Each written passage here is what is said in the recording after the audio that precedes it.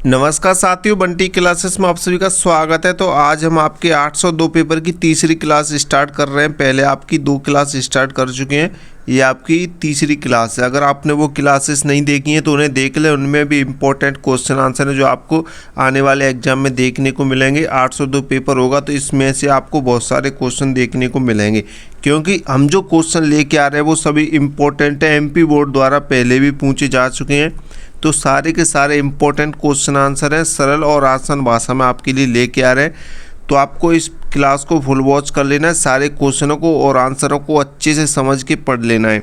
इनमें से आपको बहुत सारे क्वेश्चन देखने को मिलेंगे, आप अच्छे नंबर से पास हो सकते हैं अगर आप बंटी क्लासेस की रेगुलर क्लासेस देखते हैं और नोट्स परचेस करते हैं। जी हाँ दोस्तों, अगर आपने नोट्स नहीं खरीदे हैं तो नोट्स खरीद लो। मैं आपको व्हाट्सएप नंबर नोट करा देता हूँ, नोट कर लें।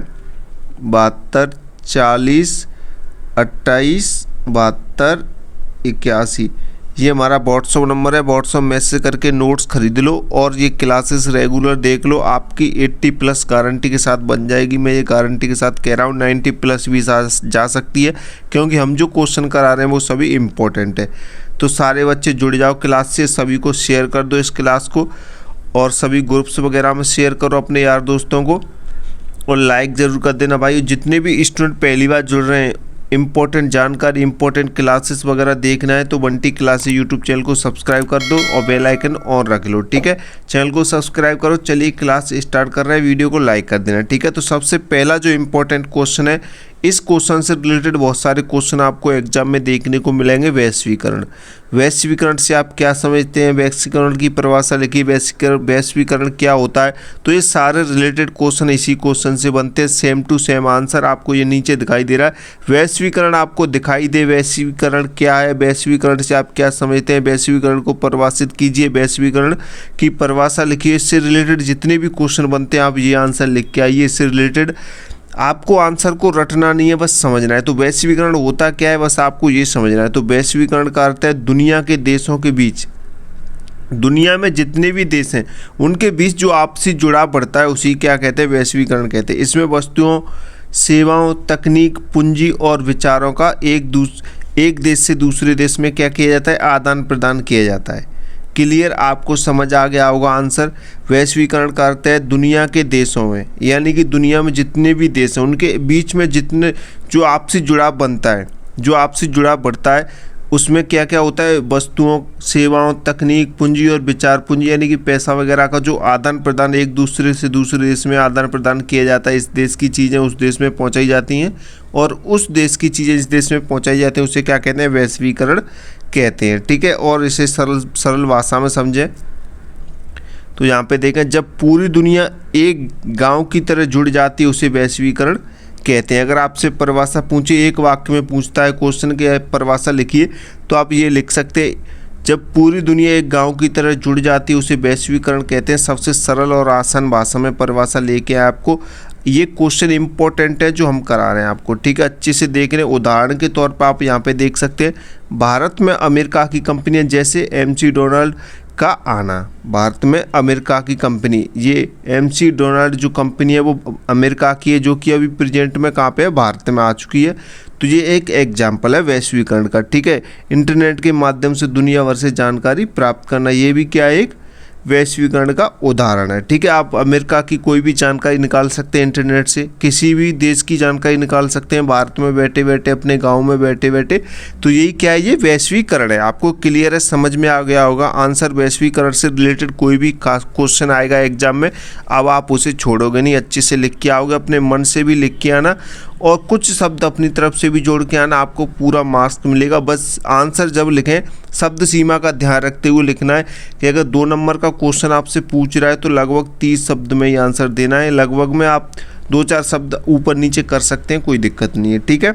उसके बाद अगर 5 नंबर का क्वेश्चन पूछ रहा है वैश्वीकरण के बारे में तो आपको लगभग 2-2.5 पेज तो भरने ही भरने ही है, तभी आपको 5 नंबर पूरे मिलेंगे, ठीक है। तो इतना ध्यान रखना है। पेपर के जो निर्देश होते हैं उनको जरूर पढ़ लें। 2025 वाले पेपर देख लें जो अभी 2026 में एग्जाम देने वाले हैं, ठीक है। क्लियर। चलिए नेक्स्ट क्वेश्चन की तरफ बढ़ते हैं भाई। क्लास को लाइक कर दो, अभी तक लाइक नहीं किया है तो चैनल को सब्सक्राइब करो, ठीक है। सारे इंपॉर्टेंट क्वेश्चन आंसर करा रहे हैं। अब चेतनशील बुद्धिजीवी का आशय क्या होता है? चेतनशील बुद्धिजीवी को ध्यान रखना है आपको, बाकी पीछे कुछ भी लिख के आए उसे छोड़िए, ठीक है।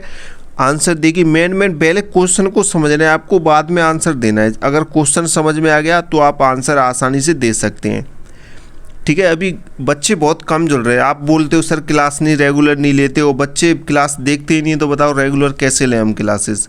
आप बच्चों को शेयर करो इसे, कम से कम एक बार में 20 बच्चे तो देखने चाहिए लाइव क्लासेस को। इसमें तो 2-1 आदि बच्चा दिखाई दे रहा है, 2-4 बच्चे ही दिखाई दे रहे हैं हमको। कम से कम लाइव आपके लिए इतनी इंपॉर्टेंट क्वेश्चन आंसर की लाइव क्लासेस ले रहे हैं, फिर भी आप लोग नहीं देख रहे हैं, शेयर नहीं कर रहे हैं, लाइक नहीं कर रहे हैं, बताओ।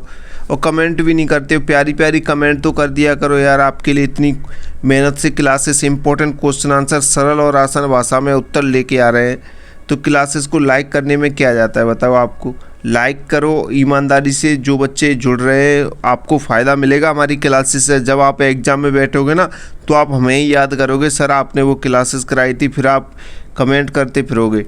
तो आप कमेंट भी करें, लाइक्स भी करें, ठीक है। चेतनशील बुद्धिजीवी होता क्या है, इससे क्या आशय, इसका क्या मतलब आप समझेंगे, ठीक है। तो जहाँ पे उत्तर देखेंगे, चेतनशील बुद्धिजीवी वे लोग होते हैं जो समझदार होने के साथ साथ समाज के प्रति जागरूक भी होते हैं और सही गलत का विचार करके समाज के हित में काम करते हैं। चेतनशील यानी कि वो चेतनशील बुद्धिजीवी वे लोग हैं जो समझदार के साथ साथ कैसे होते हैं, समाज के प्रति जागरूक भी होते हैं। उन्हें पता रहता है कि हम जो कर रहे हैं वो सही है या गलत है। सही गलत का अंदाज़ा या विचार करके आप कोई फैसला सुनाना है समाज में, तो वो सही गलत का विचार करके अपना फैसला रखें, तो उसे क्या कहते हैं, चेतनशील बुद्धिजीवी कहते हैं, ठीक है। क्लियर और सरल भाषा में समझे। यहाँ पे उदाहरण सहित हम आपके लिए उदाहरण सहित लेके आते हैं आंसर, ताकि आपको आसानी हो समझने में। ऐसे पढ़े लिखे लोग जो सिर्फ ज्ञान नहीं रखते बल्कि समाज के बारे में सोचते भी हैं। पढ़े लिखे के साथ साथ क्या होना चाहिए, समाज के बारे में सोचना भी चाहिए, समाज के हित के बारे में बात भी करनी चाहिए, ठीक है। ऐसे पढ़े लिखे लोग जो सिर्फ ज्ञान नहीं रखते, ज्ञान नहीं बल्कि समाज के बारे में भी सोचते हों, ठीक है। जैसे शिक्षक, लेखक, सामाजिक कार्यकर्ता, ये क्या है, ये एक उदाहरण है, ठीक है। जो समाज की समस्याओं पर आवाज़ उठाते हैं, ये भी एक उदाहरण है चेतनशील बुद्धिजीवी का, ठीक है। चेतनशील बुद्धिजीवी के बारे में तो ये इससे रिलेटेड क्वेश्चन भी आपसे पूछा जा सकता है, तो आप इन्हें आराम से पढ़ें और नोट्स परचेस कर लें। नोट्स के अंदर आपको ये सारे क्वेश्चन मिल जाएंगे, PDF मिल जाएंगी, तो आप नोट्स परचेस कर लोगे तो आपके लिए ज़्यादा बेटर रहेगा। क्योंकि क्लास के बाद अगर आप नोट्स पढ़ लेते हो अच्छे से तो आपको अच्छा स्कोर हो जाएगा, ठीक है। स्क्रीन पर नंबर दिखाई दे रहा है आपको 72 40 28 72 81, यही हमारे चैनल का नंबर है, पर्सनल नंबर है हमारे चैनल का। आप कभी भी नोट्स वगैरह लेते हैं तो आप व्हाट्सएप मैसेज करके नोट्स परचेस कर लो, ठीक है। राज्य की परिभाषा लिखिए। राज्य की परिभाषा क्या होती है ये आपको बतानी है, लिखनी है, ठीक है। तो राज्य एक ऐसा राजनीतिक संगठन है जिसमें निश्चित क्षेत्र, जनसंख्या, सरकार और संप्रभुता यानी कि सर्वोच्च सत्ता होती है। वो क्या होती है, राज्य की परिभाषा होती है, ठीक है। उसे राज्य की परिभाषा कहते हैं, वो राज्य होता है, ठीक है। आप यहाँ पे देखें, थोड़ा सरल भाषा में समझेंगे उदाहरण सहित। एक ऐसा संगठित समूह जिसमें लोग एक निश्चित क्षेत्र में रहते हैं और उन पर एक सरकार शासन करती है, उसे राज्य कहते हैं। तो ये एक राज्य की परिभाषा है, ठीक है। आप इसे अच्छे से ध्यान से पढ़ें और अच्छे से समझें। भारत एक राज्य है क्योंकि इसमें क्षेत्र, जनसंख्या, सरकार और संप्रभुता सभी हैं, ठीक है। क्लियर। नेक्स्ट क्वेश्चन की तरफ बढ़ते हैं। समाज के अस्तित्व के लिए आवश्यक मुख्य तत्व लिखिए। समाज के अस्तित्व के लिए आवश्यक मुख्य तत्व लिखने हैं, तो समाज के अस्तित्व के लिए निम्न मुख्य तत्व आवश्यक हैं या आवश्यक होते हैं, ठीक है। ऐसे एक लाइन लिख के आप यहाँ पे फिर पॉइंट बना के लिख सकते हैं, जैसे हमने लिखे हैं। सबसे पहले जनसंख्या। जनसंख्या यानी कि लोगों का समूह, ठीक है। सामाजिक संबंध यानी कि लोगों के बीच संबंध। सहयोग यानी एक दूसरे की मदद। संस्कृति यानी रीति रिवाज, परंपराएं। और नियम वो है व्यवस्था यानी कि समाज को व्यवस्थित रखने के लिए, ठीक है। तो ये पॉइंट आप बना सकते हैं। इनमें आप अपनी मर्जी से कुछ एक्स्ट्रा शब्द भी जोड़ सकते हैं बाद में, जैसे हमने जनसंख्या में लोग का समूह लिख दिया, लोगों का समूह, ठीक है। तो आप इसमें और भी कई सारे शब्द जोड़ सकते हैं। और परिभाषा की बात करें, यहाँ पे देखें, समाज तभी बनता है जब लोग मिलकर रहते हैं, एक दूसरे से जुड़े होते हैं और कुछ नियमों का पालन करते हैं। ठीक है, तो ये समाज की परिभाषा होगी। आप समाज की परिभाषा पूछे तो आप ये लिख सकते हैं, जैसे परिवार, स्कूल, गांव। ठीक है, स्कूल में नियम, शिक्षक और छात्र मिलकर समाज का रूप बनाते हैं। तो आप ऐसे आसान सरल भाषा में आंसर देके एग्जाम में फुल में से फुल नंबर प्राप्त कर सकते हैं। ठीक है, नेक्स्ट क्वेश्चन कह रहा है, भारतीय समाज की ऐतिहासिक पृष्ठभूमि को कितने भागों में विभाजित किया गया है? भारतीय समाज की ऐतिहासिक पृष्ठभूमि को कितने भागों में विभाजित किया गया है? तो कितने भागों में विभाजित किया गया है, यहाँ पे देखें, भारतीय समाज की ऐतिहासिक पृष्ठभूमि को सामान्य 3 भागों में विभाजित किया गया है। देखो आंसर देने का तरीका देखो, ये पूरा का पूरा क्वेश्चन से उठाया गया है। भारतीय समाज की ऐतिहासिक पृष्ठभूमि को सामान्य 3 भागों में विभाजित किया गया है या बांटा गया है। ठीक है, क्वेश्चन से उठाया गया है, थोड़ा जी 3 भागों में जोड़ दिया गया है ताकि क्वेश्चन अच्छा लगे। कौन कौन से भाग हैं वो आपको बताएंगे। पहला भाग है प्राचीन काल। प्राचीन काल, इसमें क्या होता है, यह काल वेदों और उपनिषदों का समय माना जाता है। वेदों और उपनिषदों का समय माना जाता है। क्या माना जाता है? प्राचीन काल। ठीक है, समाज में वर्ण व्यवस्था, धर्म और परंपराओं का अधिक प्रभाव था। किसमें था? प्राचीन काल में। शिक्षा गुरुकुल प्रणाली में दी जाती थी। जो पहले जो प्राचीन काल था उसमें जो शिक्षा दी जाती थी वो कहाँ पे दी जाती थी? गुरुकुल में दी जाती थी। ठीक है, तो उदाहरण के तौर पे यहाँ पे देखेंगे ऋषि मुनियों द्वारा गुरुकुल में शिक्षा देना, ये प्राचीन काल का उदाहरण है। पहले ऋषि मुनियों द्वारा गुरुकुल में ही शिक्षा दी जाती बच्चों को। ठीक है, शिष्यों को। चलिए दूसरा देखें मध्यकाल। मध्यकाल आया, पहले प्राचीन काल था, फिर मध्यकाल आया। इस काल में मुस्लिम शासकों जैसे मुगल का शासक रहा था। ठीक है, आपको पता होगा, आपने थोड़ी बहुत हिस्ट्री पढ़ी होगी, ये हिस्ट्री का सवाल है, क्वेश्चन है। ठीक है, समाज में नई संस्कृति, कला और वास्तुकला का विकास हुआ। हिंदू और मुस्लिम संस्कृतियों का मेल देखने को मिला। ठीक है, उदाहरण के तौर पे यहाँ पे देखें, मध्यकाल का उदाहरण है ताजमहल, किला, मस्जिद आदि का निर्माण। ठीक है, ये कब हुए थे? ये सारे निर्माण मध्यकाल में हुए थे। ठीक है, तब मुस्लिमों का शासन था, जैसे मुगल वगैरह का। अब तीसरा आपका आधुनिक काल। ठीक है, तीसरा क्या है आपका? आधुनिक काल। इस काल में अंग्रेजों का शासन और उसके बाद स्वतंत्रता आंदोलन हुआ। ठीक है, इस काल में क्या हुआ था? अंग्रेजों का शासन हुआ था आधुनिक काल में, उसके बाद फिर स्वतंत्रता आंदोलन हुआ था। समाज में शिक्षा, विज्ञान, समानता और अधिकारों की भावना बढ़ी। ठीक है, तो आप ये लिख सकते हैं आधुनिक काल में। उदाहरण के तौर पर आप देख सकते हैं भारत की स्वतंत्रता 1947 और संविधान का निर्माण, ये कब हुआ था? आधुनिक काल में हुआ था। ठीक है, चलिए नेक्स्ट क्वेश्चन कह रहा है, स्कूल चलो अभियान के प्रमुख उद्देश्य लिखिए। स्कूल चलो अभियान के प्रमुख उद्देश्य आपको लिखने हैं, इंपॉर्टेंट है भैया ये स्कूल चलो अभियान। ठीक है, तो इसमें क्या है? स्कूल चलो अभियान एक सरकारी प्रयास है जिसका उद्देश्य सभी बच्चों को शिक्षा से जोड़ना है। ठीक है, क्लियर, आपको समझ आ रहा है? स्कूल चलो अभियान एक सरकारी प्रयास है जिसका उद्देश्य क्या है? सभी बच्चों को शिक्षा से जोड़ना था। ठीक है, चलिए अब इसके मुख्य उद्देश्य देखेंगे अच्छे से। और क्लास को लाइक करो भाई, आप लाइक बहुत कम करते हैं यार। आप में से स्टूडेंट लाइक करने में जाता ही क्या, अगर आपके अच्छे लाइक आएंगे तो हमें भी लगेगा कि हम आगे आपके लिए और इम्पोर्टेंट क्वेश्चन आंसर की क्लास लेके आए। जब क्लास नहीं लाते हैं तो आप कमेंट करते हैं, जब क्लास लाते हैं तो आप क्लास देखते नहीं है, ना लाइक करते हैं, ना शेयर करते हैं, ना कमेंट करते हैं। बताओ तो हम क्लास लेके कैसे आए? फिर आपके लिए हम इतने बिजी हैं, हम खुद भी पढ़ते हैं, फिर भी आपके कमेंट्स वगैरह देखते हैं, आपको रिप्लाई करते हैं, आपके लिए लेके आते हैं क्लास, लेकिन आप लोग देखते नहीं क्लास। तो हमें लगता है अब बच्चे देख ही नहीं रहे तो हम क्यों क्लास बनाएं आपके लिए? क्योंकि क्लास बनाने में बहुत मेहनत लगती है, क्वेश्चन ढूंढने में, क्वेश्चन का आंसर लाने में बहुत मेहनत करके आपके लिए ये क्वेश्चन आंसर लेके आते हैं सरल और आसान भाषा में, ताकि आपको अच्छे से समझ आ सके और आपकी अच्छी परसेंटेज बन सके एग्जाम में। लेकिन फिर भी आप लोग ना तो लाइक करते हैं, ना कमेंट करते हैं, ना कुछ करते ही नहीं है। कम से कम क्लासेस को फुल तो वॉच कर लिया करो, सारे इम्पोर्टेंट है। तो मुख्य उद्देश्य की बात करें तो सबसे पहला जो मुख्य उद्देश्य वो है सभी बच्चों का स्कूल में नामांकन कराना। पहला उद्देश्य कोई भी बच्चा स्कूल से बाहर ना रहे। ठीक है, उसके बाद ड्रॉप आउट रोकना, बच्चों को बीच में पढ़ाई छोड़ने से रोकना। ठीक है, ये पॉइंट लिख रखे हैं और ये नीचे हमने आपको समझाने के लिए लिख रखा है ताकि आपको समझ आ जाए अच्छे से। बालिका शिक्षा को बढ़ावा देना यानी लड़कियों को भी बराबर शिक्षा का अवसर देना, ठीक है। निःशुल्क और अनिवार्य शिक्षा में आप लिख सकते हैं गरीब बच्चों को मुफ्त शिक्षा उपलब्ध करवाना। और जागरूकता फैलाना यानी कि अभिभावकों को शिक्षा के महत्व के बारे में समझाना ताकि वो अपने बच्चों को घर पे ना रोकें और उन्हें रेगुलर स्कूल भेजें ताकि वो शिक्षित हो सकें, ठीक है। तो आप ये उद्देश्य लिख सकते हैं।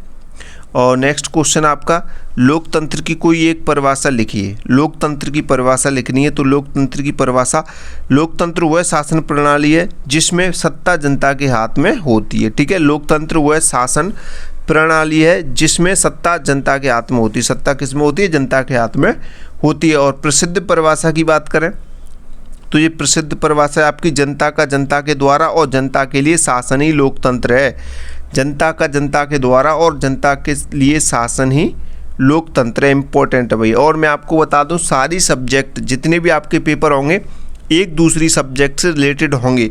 आपको लग रहा है मैं 802 के आपको जो इम्पोर्टेंट क्वेश्चन आंसर करा रहा हूँ इनमें से काफ़ी क्वेश्चन आपको 801 पेपर में भी देखने को मिल सकते हैं, 803 में भी देखने को मिल सकते हैं और आने वाले एग्जाम पेपर में भी देखने को मिल सकते हैं, क्योंकि सारी सब्जेक्ट एक दूसरे से रिलेटेड है। आपको सारे सब्जेक्ट को आराम से अच्छे से पढ़ लेना है, तभी आप अच्छा स्कोर कर पाएंगे। अगर आप ऐसा करते हैं कि जिस दिन पेपर उसी दिन उसी सब्जेक्ट को पढ़ेंगे तो आप सिर्फ पास ही हो सकते हो, फेल भी हो सकते हो। सारे सब्जेक्ट आप पढ़ लेते हो तभी आप अच्छा स्कोर कर पाएंगे और अच्छे नंबरों से पास हो पाएंगे, ठीक है। और इसकी व्याख्या देखें थोड़ी सी पॉइंट के हिसाब से, जनता अपने प्रतिनिधियों को मतदान यानी वोट द्वारा चुनती है। सरकार जनता के हित में कार्य करती है। उदाहरण में देकर भारत में चुनाव के माध्यम से सरकार चुनी जाती है। तो ये पॉइंट आप लिख सकते हैं, ऐसे इसी में जोड़ सकते हैं तो आपको अच्छा स्कोर मिल जाएगा, अच्छा नंबर मिल जाएगा एग्जामिनर द्वारा, ठीक है। तो आप अच्छे से लिखें। नेक्स्ट क्वेश्चन कह रहा है हमारा, शालेय संस्कृति की मुख्य विशेषता का वर्णन कीजिए। शालेय संस्कृति, शालेय यानी कि स्कूल विद्यालय, ठीक है, क्लियर। विद्यालय की संस्कृति के बारे जो विशेषता है उनके बारे में आपको वर्णन करना है। शालेय संस्कृति से तात्पर्य है स्कूल के वातावरण, नियम और व्यवहार से है, ठीक है। शालेय संस्कृति क्या होती है? स्कूल के वातावरण और नियम और व्यवहार से है, व्यवहार से होता है इसका तात्पर्य, ठीक है, इसका मतलब। तो इसकी जो मुख्य विशेषताएं यानी कि अनुशासन, विद्यालय में क्या होना चाहिए? अनुशासन यानी समय का पालन, नियमों का पालन। सहयोग यानी छात्र शिक्षक मिलकर कार्य करते हैं। नैतिक मूल्य, ये विशेषताएं हम बता रहे हैं शालेय संस्कृति की, ठीक है। यानी स्कूल की संस्कृति में यानी स्कूल का जो वातावरण है उसके बारे में, स्कूल की संस्कृति के बारे में हम आपको क्या बता रहे हैं? परिभाषाएं बता रहे हैं। इन्हें अच्छे से पढ़ें, ये क्वेश्चन इंपॉर्टेंट है, काफ़ी बार पूछा गया है। तो नैतिक मूल्य में ईमानदारी, सम्मान आप लिख सकते हैं। सकारात्मक वातावरण है, सीखने का अच्छा माहौल होता है कहाँ पे? विद्यालय यानी स्कूल में, ठीक है। नेक्स्ट देखें, सहभागिता यानी खेल, सांस्कृतिक कार्यक्रमों में भी भाग लेना। और उदाहरण के तौर पर प्रार्थना सभा, यूनिफॉर्म समय पर कक्षा लगना, ठीक है। तो ये एक इम्पॉर्टेंट विशेषताएं जो एक स्कूल में होनी चाहिए, ये सारी चीज़ें, ठीक है। और नेक्स्ट देखें, संस्कृति की मुख्य विशेषता का वर्णन कीजिए। संस्कृति, पहले हम शालेय संस्कृति यानी स्कूल की संस्कृति की विशेषता की बात की थी हमने, अब ओनली संस्कृति की बात कर रहे हैं। तो संस्कृति वो है जो समाज के जीवन जीने के तरीके को दर्शाती है। संस्कृति क्या है? समाज के जीवन जीने के तरीके को दर्शाती है, यानी संस्कार, आपके अंदर कितने संस्कार है वैसे ये संस्कृति है, ठीक है। संस्कार से रिलेटेड है संस्कृति। तो जैसे आपके अंदर संस्कार होते हैं तो वैसे ये संस्कृति हुआ है जो समाज के जीवन जीने के तरीके को दर्शाती है, ठीक है। तो इसकी जो मुख्य विशेषताएं वो यहाँ पे लिखेंगे हम। तो सीखी हुई, संस्कृति में सबसे पहले सीख हुई यानी कि जन्म से नहीं, सीख कर आती है। जो संस्कृति होती है वो किसी भी स्टूडेंट या किसी भी इंसान के अंदर जन्म से नहीं होती है, वो समाज में रहकर सीखता है, अपने परिवार से जिनके साथ रहता है, जिस माहौल में रहता है उसी माहौल के अकॉर्डिंग वहाँ की संस्कृति में ढल जाता है, वहाँ की संस्कृति को सीखता है, ये जन्म से नहीं होती है, ठीक है। साझा यानी शेयर्ड, समाज के लोग मिलकर अपनाते हैं और एक दूसरे को बताते हैं और वो एक दूसरे के साथ शेयर करते हैं, इसलिए वो एक आपस में सीख जाते हैं संस्कृति को, ठीक है। परिवर्तनशील यानी समय के साथ बदलती रहती है, ठीक है। जो संस्कृति है वो समय के साथ बदलती रहती है, उसमें परिवर्तन आते रहते हैं। तो ये पॉइंट है, आपको ये ऐसे संस्कृति से रिलेटेड आपसे पूछे विशेषताएं तो आप लिख सकते हैं इन्हें।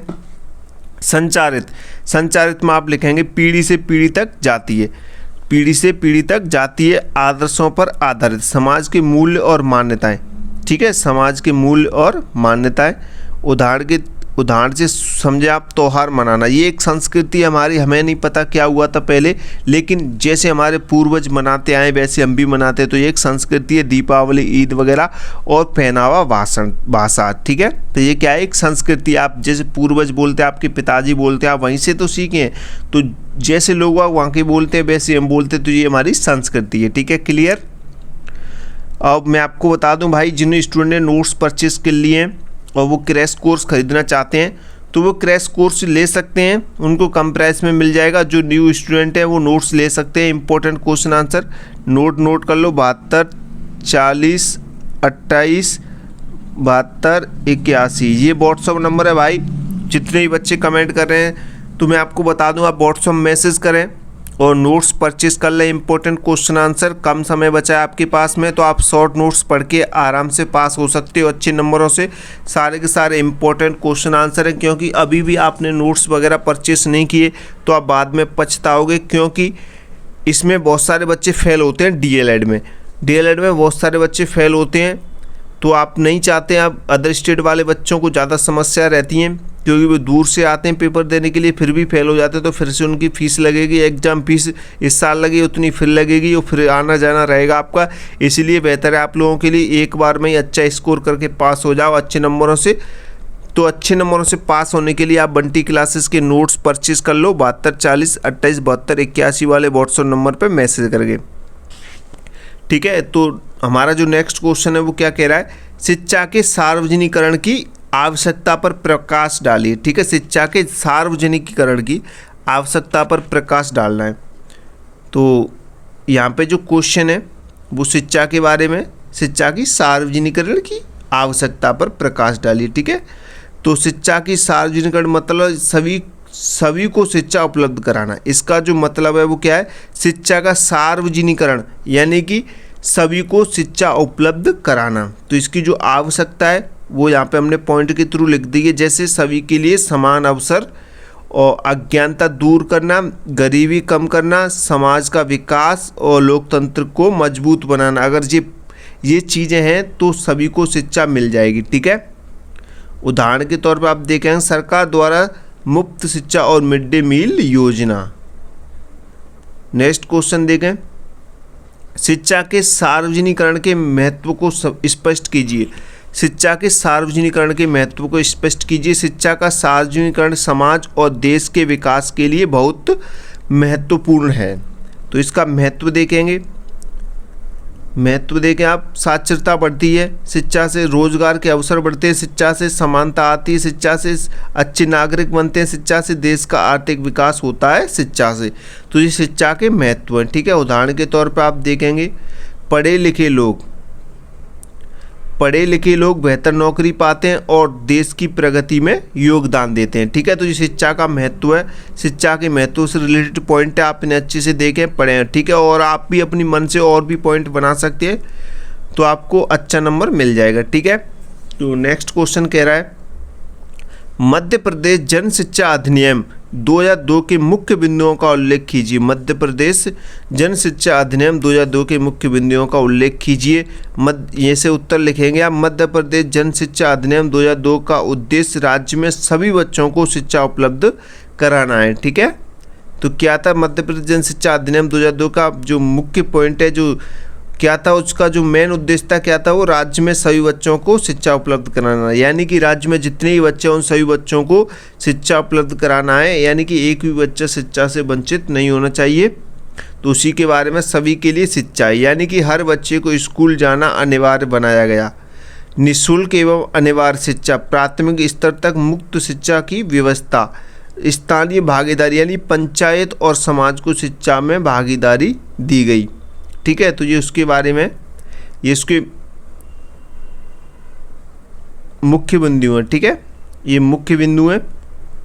नेक्स्ट तीसरा करा दिया हमने, चौथा पॉइंट देखेंगे, शाला प्रबंधन समिति SMC स्कूल के संचालन में अभिभावकों की भागीदारी, बालिका शिक्षा पर जोर, लड़कियों को शिक्षा के लिए विशेष प्रोत्साहन और गुणवत्तापूर्ण शिक्षा में शिक्षा के स्तर पर सुधारने पर ध्यान। ठीक है, तो ये सारे मुख्य बिंदु। और नेक्स्ट देखते हैं, गांव की पंचायत स्कूल की देखरेख करती है और बच्चों के प्रवेश में मदद करती है। तो आप ये एग्जाम्पल देख सकते हैं।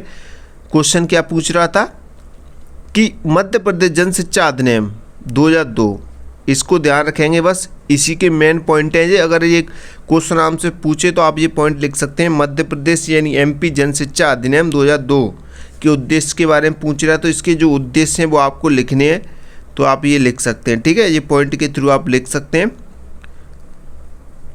और सारे जो जितने भी क्वेश्चन है आप नोट्स में देख लेंगे, ये सारे आपको मिल जाएंगे। ठीक है, नेक्स्ट क्वेश्चन कह रहा है प्राथमिक शिक्षा में अपव्यय के मुख्य कारण लिखिए।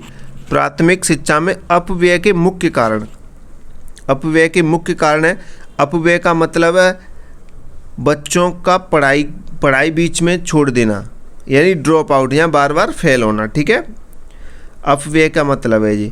तो नेक्स्ट इसके जो मुख्य कारण है बच्चे जो बीच में पढ़ाई छोड़ते हैं, वो है पहला पॉइंट तो यही है, गरीब बच्चे काम करने लगते हैं, स्कूल नहीं जाते हैं तो बीच में छोड़ देते हैं। वो अभिभावकों की अशिक्षा, यानी कि अभिभावक उनके जो माता पिता है वो अनपढ़ हैं, यानी उन्हें शिक्षा का ज्ञान नहीं है, उन्हें वो शिक्षित नहीं है, तो उन्हें पता नहीं है पढ़ाई का कितना महत्व है। तो माता पिता शिक्षा का महत्व नहीं समझते हैं। स्कूल की कमी, दूर दराज क्षेत्रों में स्कूल नहीं होते, इसलिए वहाँ पे बच्चे नहीं पढ़ पाते। ठीक है, एक ये भी कारण है। और शिक्षण की खराब गुणवत्ता, पढ़ाई में रुचि नहीं बनती है। अगर शिक्षण की जो खराब गुणवत्ता है उसे देखते हुए बच्चे पढ़ाई में मन नहीं लगा पाते हैं। और नेक्स्ट देखें, बाल श्रम, यानी कि बच्चे मजदूरी करने लगते हैं। लड़कियों के प्रति भेदभाव, लड़कियों को स्कूल नहीं भेजा जाता है। ठीक है, तो ये पॉइंट आप ध्यान रखें अच्छे से। और नेक्स्ट क्वेश्चन देखें, प्रजातंत्र यानी कि लोकतंत्र के गुणों का वर्णन कीजिए। लोकतंत्र के गुणों का वर्णन के बारे में, तो लोकतंत्र एक ऐसी शासन प्रणाली है जिसमें जनता सर्वोच्च होती है। जनता कैसी होती है? इसमें सर्वोच्च होती है। तो इसके मुख्य गुणों के बारे में बात करेंगे। लोकतंत्र यानी प्रजातंत्र के मुख्य गुण कौन कौन से हैं, तो मुख्य गुणों के बारे में आपको बताएंगे हम। तो पहला गुण है इसमें जनता की भागीदारी। जनता की भागीदारी, जो लोग वोट देकर सरकार चुनते हैं, लोग वोट देकर सरकार चुनते हैं। समानता यानी सभी को बराबर अधिकार। स्वतंत्रता यानी कि विचार और अभिव्यक्ति की आज़ादी, विचार और अभिव्यक्ति की आज़ादी। चौथा पॉइंट कह रहा है जवाबदेही, सरकार जनता के प्रति उत्तरदायी होती है। और कानून का शासन, सभी कानून के समान बराबर होते हैं, सामने बराबर होते हैं। ठीक है, तो ये पॉइंट आप लिख सकते हैं। ये इसके मुख्य गुण है लोकतंत्र यानी कि राजतंत्र, प्रजातंत्र के। ठीक है, तो ये मुख्य गुण आप लिख सकते हैं, आपको नंबर मिल जाएगा, पूरा नंबर मिल जाएगा। हम आपको शॉर्ट में करा रहे हैं। तो आपने अभी तक नोट्स परचेस नहीं किए हैं तो आप नोट्स परचेस कर लो जल्दी से। ठीक है, और वैश्वीकरण के लाभों का उल्लेख कीजिए। वैश्वीकरण से देशों के बीच संबंध और व्यापार बढ़ता है। ठीक है, तो वैश्वीकरण के लाभ के बारे में बात करेंगे तो सबसे पहले व्यापार में वृद्धि। वैश्वीकरण से व्यापार में वृद्धि होती है, देश एक दूसरे से वस्तुएं खरीदते हैं और बेचते हैं। ठीक है, रोजगार के अवसर या नई कंपनी आने से नौकरियां बढ़ती हैं। तकनीकी विकास में आप देख सकते हैं नई तकनीकी का आदान प्रदान होता है और जीवन स्तर में सुधार, यानी लोगों को बेहतर सुविधाएं मिलती हैं। संस्कृति का आदान प्रदान, विभिन्न देशों की संस्कृति जानने को मिलती है। तो ये मुख्य लाभ हो जाएंगे वैश्वीकरण के। ठीक है, तो वैश्वीकरण से इम्पोर्टेंट क्वेश्चन आंसर है। नेक्स्ट ये क्वेश्चन भी इम्पोर्टेंट है, नीपा का कार्य क्षेत्र संक्षिप्त में लिखिए। ठीक है, नीपा, तो नीपा की फुल फॉर्म अगर आपसे पूछता है तो आप लिख सकते हैं national institute of educational planning and administration. ठीक है, तो ये नीपा की फुल फॉर्म है, आप इसे अच्छे से पढ़ सकते हैं, देख सकते हैं। तो नीपा शिक्षा के क्षेत्र में योजना और प्रबंधन का कार्य करता है। ठीक है, नीपा क्या करता है? शिक्षा के क्षेत्र में योजना और प्रबंधन का कार्य करता है। तो इसके जो मुख्य कार्य हैं वो यहाँ पे हैं। नीपा के जो मुख्य कार्य हैं, शिक्षा की योजना बनाना, शिक्षा प्रबंधन में सुधार करना, अधिकारियों को प्रशिक्षण देना और शोध और अध्ययन करना, शिक्षा नीतियों में सहायता देना। ठीक है, तो ये नीपा के मुख्य कार्य हैं, तो आप ये लिख सकते हैं। उदाहरण के तौर पर आप ये देख सकते हैं, शिक्षा अधिकारियों को ट्रेनिंग देना ताकि वे स्कूल को बेहतर चला सकें। ठीक है, नेक्स्ट क्वेश्चन देखते हैं। राष्ट्रीय अध्यापक शिक्षा परिषद NCT के मुख्य कार्य लिखिए। NCTE, इसके मुख्य कार्य कौन कौन से हैं वो आपको लिखने हैं। तो NCT का काम शिक्षक शिक्षा को नियंत्रित और सुधारना होता है। ठीक है, NCT क्या कार्य करती है, शिक्षक शिक्षा को नियंत्रित और सुधारना। ठीक है, ये उसका मुख्य कार्य है। तो इसके जो मुख्य कार्य हैं वो हम देखेंगे, ये पॉइंट के माध्यम से लिख रखे हैं। शिक्षक प्रशिक्षण संस्थानों को मान्यता देना। ठीक है, जैसे आप DLED कर रहे हैं, जिस कॉलेज से कर रहे हैं, कि आपकी उस कॉलेज को NCT द्वारा मान्यता प्राप्त है या नहीं है। अगर मान्यता प्राप्त है तो आपको फ्यूचर में कोई भी दिक्कत नहीं आएगी। अगर उसे NCT द्वारा मान्यता प्राप्त नहीं है तो आपको बहुत ज़्यादा समस्याएं आने वाली हैं आपके एग्ज़ाम में। ठीक है, आपके कॉलेज आपके फ्यूचर में, क्योंकि जब आप गवर्नमेंट जॉब लगेगी, आपकी अप्लाई करोगे, आप एक टीचर वाला एग्ज़ाम क्लियर कर लोगे, तो वहाँ पे यही चीज़ देखी जाती है, आपकी कॉलेज चेक करी जाती है आपके डॉक्यूमेंट्स द्वारा कि आपके डॉक्यूमेंट फर्जी तो नहीं है, या कोई कॉलेज जिससे आपने DLED किया है, डिप्लोमा किया है, वो फर्जी तो नहीं है। ठीक है, तो आपको ये विशेष ध्यान रखना है जो भी बच्चे MP से DLED कर रहे हैं। नेक्स्ट देखें, शिक्षा की गुणवत्ता बनाए रखना है, नियम और मानक तय करना है, नए कोर्स को मंजूरी देना और निरीक्षण करना, ये सभी NCT के मुख्य कार्य हैं। ठीक है, NCT के मुख्य कार्य, जैसे कि आप उदाहरण के तौर पर देख सकते हैं, B.Ed कॉलेजों को मानता है NCT ही देता है। ठीक है, और DLED कॉलेज को भी। शिक्षा मंत्रालय की प्रशासनिक समस्याओं का उल्लेख कीजिए। शिक्षा मंत्रालय की जो प्रशासनिक समस्या है उनका उल्लेख करना है आपको। तो उत्तर देंगे यहाँ पे, शिक्षा मंत्रालय को कई प्रशासनिक समस्याओं का सामना करना पड़ता है। एक समस्या तो है नहीं, तो आपको आंसर देना उसी हिसाब से देना होता है उत्तर, ताकि एग्जामिनर खुश हो जाए। ठीक है, तो इसकी जो मुख्य समस्या है वो हमने यहाँ पे लिख रखी है। तो समस्याओं के बारे में जानेंगे। धन की कमी, सबसे पहले धन की कमी, दूसरा शिक्षकों की कमी, भ्रष्टाचार, योजना का सही क्रियान्वयन नहीं होना, और ग्रामीण क्षेत्रों में सुविधाओं की कमी। ठीक है, तो आप ये पॉइंट लिख सकते हैं। जैसे कि उदाहरण के तौर पर देख सकते हैं, कई स्कूल में भवन और शिक्षक दोनों की कमी होती है। ठीक है, नेक्स्ट क्वेश्चन देखते हैं। जिला शिक्षा अधिकारी के कार्य लिखिए। जिला शिक्षा अधिकारी यानी DEO, जिला शिक्षा अधिकारी होता है वो कौन होता है, DEO होता है। जिला शिक्षा अधिकारी DEO जिले में शिक्षा व्यवस्था को संभालता है। ठीक है, जिले में शिक्षा व्यवस्था को कौन संभालता है, DEO संभालता है। ठीक है, तो इसके जो मुख्य कार्य हैं वो हम यहाँ पे लिख रखे हैं। आपको भी ये कार्य आपको लिखने हैं अगर आपसे ये क्वेश्चन पूछता है तो। ठीक है, स्कूलों की निगरानी करना, शिक्षकों की नियुक्ति और स्थानांतरण करना, सरकारी योजना का क्रियान्वयन करना, शिक्षक की गुणवत्ता बनाए रखना, रिपोर्ट तैयार करना और सरकार को भेजना। स्कूलों की निगरानी यानी कि टीचर्स वगैरह सही पढ़ा रहे हैं या नहीं पढ़ा रहे हैं, वो सारी चीज़ें कौन देखता है, DEO देखता है। शिक्षकों की नियुक्ति के कहाँ पे कौन सा शिक्षक लगाना है, स्थानांतरण यानी कि ट्रांसफ़र कब करना है, किसका करना है, कैसे करना है। ठीक है, तो ये सारी चीज़ें कौन देखता है, ये DEO देखता है। ठीक है, सरकारी योजनाओं का क्रियान्वयन करता है DEO, और शिक्षा की गुणवत्ता बनाए रखता है यानी शिक्षा को बेहतर बनाने का प्रयास करता है, वो सारी चीज़ें देखता है। ठीक है, रिपोर्ट तैयार करना और सरकार को भेजना, किसका कार्य है, ये DEO का कार्य है। ठीक है, जिला शिक्षा अधिकारी का। तो यहाँ पे उदाहरण के तौर पे देखेंगे, DEO स्कूलों का निरीक्षण करता है और सुधार के निर्देश देता है। ठीक है, तो आज की क्लास यहीं पे समाप्त करते हैं। उम्मीद है आपको आज की क्लास अच्छी लगी होगी। तो अच्छी लगी है तो लाइक करो सभी स्टूडेंट जिन्होंने लाइक नहीं किया है, और चैनल को सब्सक्राइब करो। भाई मैं तो यही कहूँगा, जिन बच्चों ने अभी तक नोट्स परचेस नहीं किए हैं वो नोट्स खरीद लो। 72 40 28 72 81 ये हमारा व्हाट्सअप नंबर है। इस व्हाट्सअप नंबर पे मैसेज करके नोट्स परचेज कर लो। जिन स्टूडेंट ने अभी नोट्स नहीं किए हैं, नहीं लिए हैं, तो नोट्स खरीद लो, नहीं तो बाद में आप पछताओगे। इंपॉर्टेंट क्वेश्चन आंसर पढ़ लो, क्लास के साथ साथ नोट्स भी देख लो। ठीक है, नोट्स पढ़ो, क्लास देखो, आपकी 90+ % आएगी, ये मैं गारंटी के साथ कह रहा हूँ। क्योंकि हम जो क्वेश्चन करा रहे हैं वो सभी के सभी कैसे इंपॉर्टेंट करा रहे हैं भाई, इंपॉर्टेंट करा रहे हैं, जो आ चुके हैं, एग्ज़ाम तक आप रेगुलर क्लासेस देखने को मिलेंगे अगर आप रेगुलर स्टूडेंट जुड़ते हैं तो। अगर आप नहीं जुड़ेंगे तो हम क्लासेस बंद कर देंगे। आप रेगुलर रोज़ाना जुड़ेंगे तो आपको रेगुलर रोज़ाना क्लासेस देखने को मिलती रहेंगी। अगर आप सही क्लासेस को पूरा देखते हैं और वीडियो को लाइक करते हैं, क्लास को लाइक करते हैं और कमेंट करते हैं तो आपको रेगुलर देखने को मिलेंगी। अगर आप लाइक्स कमेंट नहीं करते हैं, चैनल को सब्सक्राइब नहीं करते हैं तो हम आपके लिए क्लासेस लाना बंद कर देंगे। आप लाइक्स करेंगे, हमें लगेगा कि आप देख रहे हैं, आप हमारी क्लासेस को पसंद कर रहे हैं, इंपॉर्टेंट क्वेश्चन आंसर को देख रहे हैं, तो हम आपके लिए रेगुलर क्लासेस लेके आएंगे। तो क्लास को लाइक करें, चैनल को सब्सक्राइब करें और जिन स्टूडेंट ने नोट्स नहीं खरीदे हैं वो नोट्स खरीद लें इस नंबर पे व्हाट्सअप मैसेज करके, ठीक है। तो नेक्स्ट क्लास में मिलते हैं आपके लिए। सभी जगह शेयर कर देना भाई। तो जय हिंद, जय भारत।